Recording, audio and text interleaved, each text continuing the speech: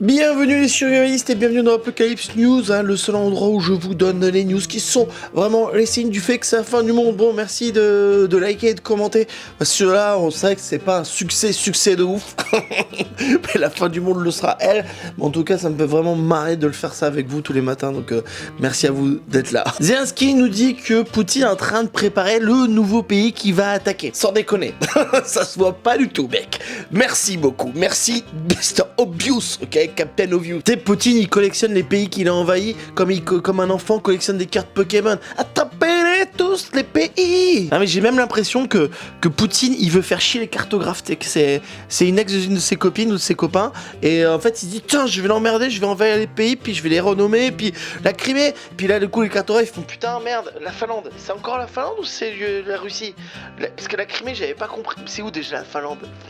Je sais pas, je suis cartographe, super comédien. J'ai même l'impression que Poutine, des fois, il se croit dans un magasin, il faut, tiens, je vais prendre la Moldavie, tiens, je vais prendre l'Ukraine, tiens, je vais prendre la Bretagne. Non, je les laisse, les Bretons. Jamais de la vie, je veux la Bretagne, ok? Pas safe. En fait, Poutine a déjà envoyé des drones, que ce soit au Danemark, en Norvège, en Allemagne. À un moment, ça se voit. Enfin, tu vois, il est en train de tâter le terrain. Tu sais, un peu comme un mec qui essaie de draguer une meuf, qui petit à petit, qui essaie de la regarder, qui fait des grands signes, et que tout le monde a peur. Bah, c'est pareil. Là où nous, les Européens, on est pris un peu pour des cons, c'est que c'est ce qui nous propose une formation pour nous défendre contre les drones. C'est vraiment... Non mais Poutine il fait trop mal, c'est vraiment le seul mec qui fait du tourisme avec les tanks. Oui, les routes sont pas faites pour les tanks, mais lui il y va quand même. On veut pas de touristes ici, bah t'as un tank, tu rentres, oui, bah tout à fait. Il envahit les pays comme mon ex envahit mon appartement, on fait, bah maintenant c'est cette déco, et maintenant c'est comme ça. Tu n'as plus le droit de parler ta langue, Léopold, maintenant on va parler mal. Tu arrêtes de mettre de la raclette dans le frigo, on va mettre que des carottes. C'est marrant Zelensky, parce qu'en fait c'est un comédien qui est passé président. Trump, j'ai l'impression que c'est l'inverse, c'est un président qui devient comédien, parce qu'il vraiment il est très très drôle, ou effrayant. Alors pour certains, en fait, Zelensky va crier au loup, c'est peut-être qu'il va rien se passer, peut-être que c'est le début de rien, peut-être que Zelensky fait ça juste pour qu'on lui donne encore plus d'argent, ça je sais pas. Moi je sais que je ne ferai pas confiance à Poutine. Poutine, c'est le gars qui arrête pas de dire je vais pas te taper, mais quand t'as l'autre tourné qui te tape dans le dos, tu vois. Donc du coup, moi j'ai pas confiance à ce mec là, tu vois. Et puis la question c'est aussi, est-ce que l'Europe est vulnérable? Est-ce que nous on va pouvoir se défendre de n'importe quel gars? Alors les Russes sont déjà, ils galèrent un peu par là. Même les militaires en Ukraine apparemment ils se cachent, les Russes, pour se dire hop, j'abandonne. Je fais non mais moi j'ai pas envie de faire la guerre les gars. Bon on m'a kidnappé. À la base moi j'étais en train de boire de la vodka dans un bar, puis on m'a dit qu'il faut absolument que j'aille faire la guerre, je sais pas pourquoi. Marrant parce que Churchill avait dit ça d'Hitler. C'est que genre ouais attention Hitler il va nous attaquer en 1938. Puis Jean fait non. Comme quoi ils ont le pif les gars. Il y a quand même des indices comme quoi Poutine va nous attaquer. En fait il a commencé à mettre plein d'hommes autour des militaires autour des autres pays comme ça. Les drones, les menaces à l'oral. Bon voilà, écoutez moi, je suis pas contre la guerre. Je suis juste contre que je fasse moi la guerre. Cyril de la Morinerie est avec nous. Bonjour Cyril. Merci Pascal de me donner la parole sur ce sujet épineux, mais attendez, Zelensky il se prend pour qui? Hein, c'est encore une excuse pour qu'on lui file notre fric. Et moi j'en ai besoin de mon argent pour m'acheter une nouvelle Tesla, oh. Hein? Et il nous prend pour qui? En plus il veut nous former le gars. Nous on est quand même le pays de Napoléon, et d'autres gars, ok? Non mais attendez, les Russes ils sont pas si méchants que ça. Pascal Prom le dit souvent, ils sont sympas les Russes, ok? Ils ont pas envahi l'Ukraine, non, ils ont voulu visiter, ils sont restés un peu plus, parce qu'ils aimaient bien, excusez-leur de bien aimer le borsch ukrainien. Le vrai problème c'est le wokisme, c'est pas les Russes. Moi ce qui me fait peur c'est les filles avec des cheveux bleus, c'est pas les tanks qui viennent alors qu'on leur a dit de pas venir. Non. Et en fait, toutes ces infos, c'est fou ce qu'on les sait par internet, tu vois. Et ce que je me dis, c'est vraiment ce qui est horrible, c'est que maintenant, là, je pense qu'il y a une troisième guerre mondiale, on va la prendre sur TikTok. T'es en train de tu vas regarder des gars qui vont se mettre en slibard, qui font des chorés, et puis là, troisième guerre mondiale, waouh, j'étais pas prêt, tu sais. Et puis tu vas raconter ça à tes enfants, c'est nul à chier, t'sais. Ou pire, l'annonce de la troisième guerre mondiale. Alors, bonjour. Aujourd'hui, vous allez savoir qu'il y a la troisième guerre mondiale, merci. Voilà, bah Poutine prépare l'invasion de l'Europe pendant que nous on prépare nos vacances. Le cornu prépare son ministère, mais apparemment, ça prend du temps. Mais voilà, la France, il y a plus de ministre depuis je sais pas combien de temps, on n'en peut plus, mais lui il attend, il est tranquille, pépouze, il fait non mais je vais attendre un peu. Peut-être qu'il y a personne qui veut être ministre. Tu sais, il a demandé, tiens toi tu veux être ministre? Non, toi tu veux être ministre? Non. Et du coup il te reste que les gros nuls, gros nazes, tu sais, un peu comme quand tu fais une équipe de foot et que tu prends les mauvais, les petits gros comme moi là. Ah bah toi Léopold, moi j'ai pas le choix, je suis obligé de te prendre, tu veux? Et putain, tu fais, oui, je veux venir, tu vois. C'est une Emmanuel Valls. Le mec est même pas arrivé que déjà tout le monde en peut plus de lui. C'est ça qui est fou. Il arrive, il a une cote de popularité plus basse que là où vivent les reptiliens. Très très bas. Tu sais, il a peur, il sait qu'il va y avoir des mobilisations syndicales, machin. En fait, il arrive déjà, c'est déjà perdu, quoi. T'as l'impression que vraiment Emmanuel Macron l'a envoyé au charbon, il fait, vas-y, toi. Voilà. Tu sais, en plus, le cornu, il a une tête de mec qui fait, oui, bah, techniquement, vous savez qu'il faudrait dire ça plutôt que ça. Tu sais, ta gueule. T'as envie de le claquer, le cornu. C'est un truc de ouf, quoi, tu vois. Alors, le mec, il doit faire avec tout ça, il doit faire avec les députés, et notamment avec les RN. Et RN a dit, attendez, pas de compromis. Sinon, c'est censure du gouvernement. Le compromis, c'est juste virer les arbres. C'est leur compromis. C'est leur ligne. Il y en a, c'est juste, ça serait bien qu'on baisse pas les allocations ou qu'on aide les hôpitaux ou l'éducation nationale. Non, c'est virer les arbres. Honnêtement, on est dans un truc un peu sans son, c'est qu'il doit essayer de faire économiser de l'argent, mais en même temps, on doit en dépasser pour aller mieux. Donc, t'es là, prenons riches. C'est vraiment ça. Et puis la question, c'est que est-ce que tu peux gouverner en tant que Premier ministre alors qu'il y a personne qui veut de toi? Est-ce que toi, dans ta vie, quand il y a un gars qui arrive, que t'aimes pas, il te dit « Tiens, ça serait bien que tu changes de t-shirt. » Est-ce que tu changes... Non, tu changes pas de t-shirt. Parce que tu l'aimes pas, le gars, en fait. Donc tu ne vas pas l'écouter. Donc là, personne l'aime. Macron fait exprès. En fait, on sait très bien qu'il attend les prochaines présidentielles pour que Marine Le Pen passe et que ça soit n'importe quoi. Et qu'il arrive et fait « salut, c'est moi Emmanuel Macron, bien sûr. » Alors, entre-temps, il y aura peut-être la fin du monde, on ne sait pas. Là, la rumeur, c'est qu'il y a quand même une dissolution fin octobre. Donc le mec est même pas arrivé. Il n'a pas parlé aux députés, que déjà les députés se disent « Oui, on va le censurer, oui, il y aura une dissolution fin octobre. » Bah voilà, comme ça c'est réglé. Allez. Ciao les bellos. Mais moi en plus le cornu il a l'air trop gentil, trop timide. Tu sais il a une tête de mec que quand il éternue il demande est-ce que je peux éternuer? Oui. Est-ce que je peux souffrir? Le cornu, je pense qu'il est con comme c'est yep. Mais il me fait de la peine, il me touche en plein. Je vois, pour moi c'est comme un petit enfant qui souffre, tu vois. Et ben voilà, le cornu pour moi c'est ça. Mais j'ai pas envie qu'un petit enfant qui souffre soit Premier ministre. Non. J'ai envie qu'il retourne chez ses parents et qu'il aille voir ses parents bien profonds. Macron il change plus vite de gouvernement qu'il change de slip. Sauf que je pense qu'il prend beaucoup plus de plaisir à changer de slip que de gouvernement. Ça c'est sûr. Oh yes. Un slip girafe. Parce que je suis un gros baiser. Bref, le cornu c'est le Premier ministre que personne voulait. Même sa mère, elle en veut plus. J'ai goûté un citron une matinée d'automne, après 1h30 de balade à cheval dans les collines de Menton. Oh, bah crever. Je ne savais pas qu'un fruit pouvait avoir un tel goût. Oh là là, nique ta race. Moi j'en peux plus de ça.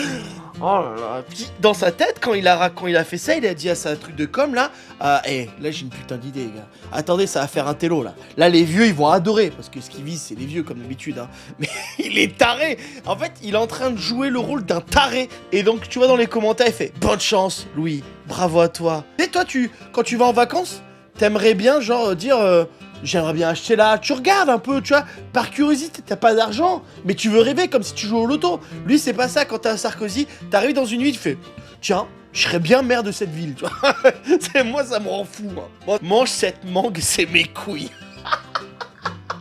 J'ai envoyé Dick Cockman à Menton. Ah bah oui, je suis à Menton, je suis dans un bar à Menton, ici, tout le monde est fan de Louis Sarkozy, hein. Tout le monde lui a sucé la bite au moins quoi. Mathilde, tu lui as sucé la bite combien de fois tu m'as dit tout à l'heure? 22 fois, oui voilà. Tout le monde suce la bite de Louis Sarkozy, c'est à Menton, on est vraiment content. Son programme, on sait pas. Et il a une belle bite. Il y a un tueur en série qui se confesse en direct à la télé, je sais pas si c'est la meilleure technique pour pas aller en prison. Ah. Je suis pas sûr qu'il ait compris. Un Américain de 50 ans a avoué en direct à la télévision qu'il a tué ses parents de 83 ans et 92 ans et qu'il les a enterrés dans le jardin. Voilà. C'est bien de faire de la télé-réalité, mais peut-être pas trop réel pour lui. Enfin, c'est débile. Ou peut-être que le mec, en fait, s'est tellement retenu dans la vie, il fait « Oh putain, faut que je le dise, j'ai tué mes parents !» C'est trop retenu. La police sont venus chercher juste après. Bah attends, la police, ils se sont dit « Hey !» Affaire à résoudre facile, fastoche. Le mec à 50 ans, il vivait avec ses parents. Tu m'étonnes que c'est un tueur en série. Il y a personne qui supporterait ça. Puis ils étaient vieux les gars. Il aurait pu laisser faire la nature, tu vois. 83 ans, 92 ans. Ça faisait 8 ans qu'il les avait tués. 8 ans qu'il attendait à dire. 8 ans que ses collègues de boulot lui disaient comment ça va et que lui il disait dans sa tête j'ai enterré mes parents, ça va pas du tout dans ma tête. Moi dans ces histoires que je trouve dingue, c'est que personne s'interroge de où sont ces gens pendant 8 ans. 8 ans. Et donc en fait il a dit non mais ils sont partis retourner en Allemagne. La location il a touché pendant des années. Les mecs qui étaient morts. Et lui il a dit non mais ils sont en Allemagne, ils peuvent pas vous répondre mais je suis là, vous inquiétez pas, je trouve ça fou. Telle l'administration américaine, elle est aussi avec Gilbert Montagny qui conduit une voiture quoi, ça va droit dans le mur les gars. Si t'as disparu et que au bout de 8 ans personne s'inquiète pour toi, c'est que vraiment que t'es une énorme merde. Enfin, je veux dire, moi, si je disparais, au bout de 3-4 mois, les gens ils vont se dire, mais attends, il est où le petit gros barbu là? Puis ils sont paillés, tiens, dans le jardin, il y a un endroit qui pousse mieux que d'autres, tu vois, c'est vraiment. C'est bien là. Hein. Enfin, vous avez fait pousser des belles tomates là. Elles ont un petit goût de. Mortel, elles ont un goût. Oui, mort. Il dit que c'est par compassion qu'il les a tués. Genre, ils ont trop souffert, ils souffraient tous. Pourquoi pas? Ne dis pas, mais c'est vrai que maintenant que je me dis peut-être que c'est ça qu'il a voulu se libérer de ça, il a tué ses parents parce que ben voilà, il souffrait et donc lui il souffrait pendant 8 ans et donc il voulait se libérer. En fait, je suis peut-être en train de me dire que j'aurais peut-être fait le même choix que lui. Un homme a été arrêté dans un square pour enfants. Pas parce qu'il regardait les enfants, non. En fait, il tuait des pigeons avec du sang, donc ça c'était dégueulasse. Et puis il faisait des prières. On sait pas ce que c'est comme prière, prière voodoo, satanique ou pour que Marseille gagne le prochain match de Champions League, je ne sais pas en tout cas. Et donc du coup, les enfants ils ont regardé ça, ils étaient traumatisés. Oui, mais je suis traumatisé, c'est bon, super. Et les parents étaient pas contents. Mais avant de pas être contents, ils ont filmé quand même.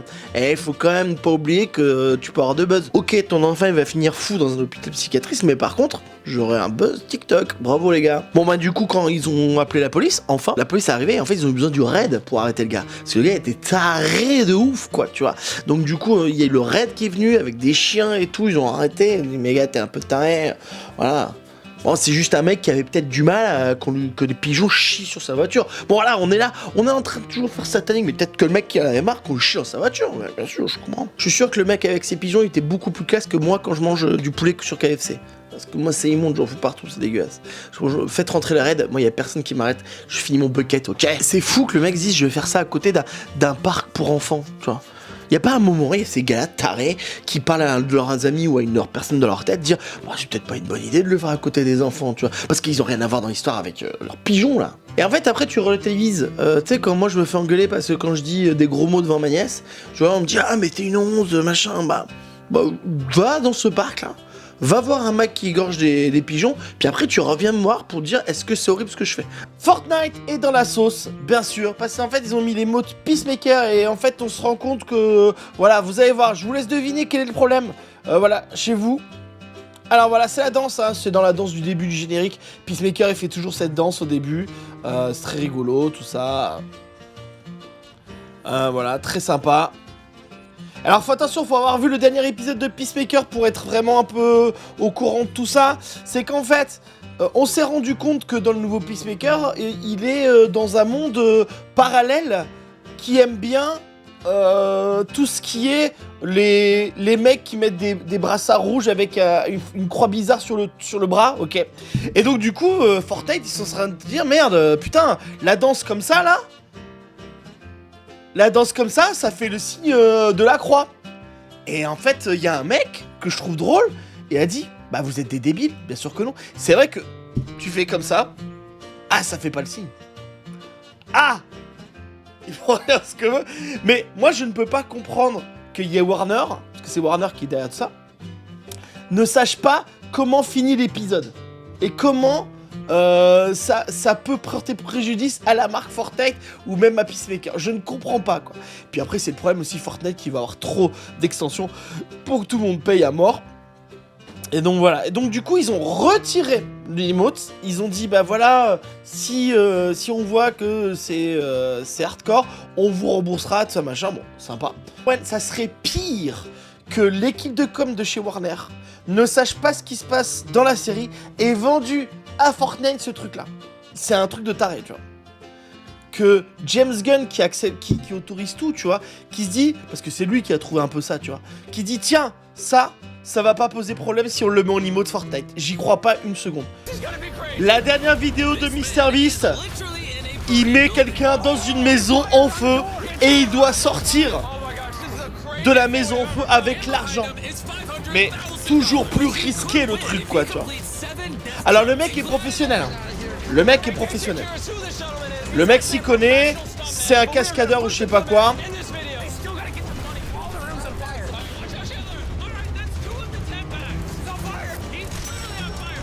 Il est en feu, oui, mais en feu, c'est le...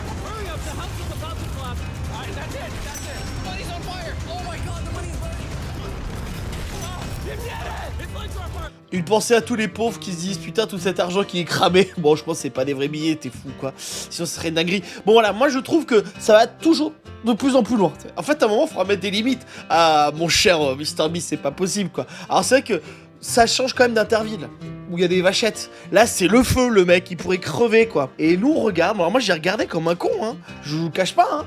J'ai regardé mais je me suis dit est-ce que c'est pas trop tu sais. Ça va finir en Hunger Game, mais il a pas déjà fait Hunger Game. C'est peut-être ce qui lui manque, Hunger Game. Il va s'arrêter où? Il va s'arrêter quand? C'est ça que moi je me pose comme question. C'est que ça va être quand sa limite? Parce que il va devoir faire toujours plus pour que surprendre de plus en plus les gens. Qu'est-ce qu'ils en pensent les Américains dans la rue aux États-Unis d'Amérique? Salut Léopold, je suis en direct des États-Unis d'Amérique. Bon bah les Américains ils s'en branlent. Et ils s'en branlent parce que ce qu'ils veulent, c'est voir de la violence et voir les pauvres s'amuser avec l'argent des autres.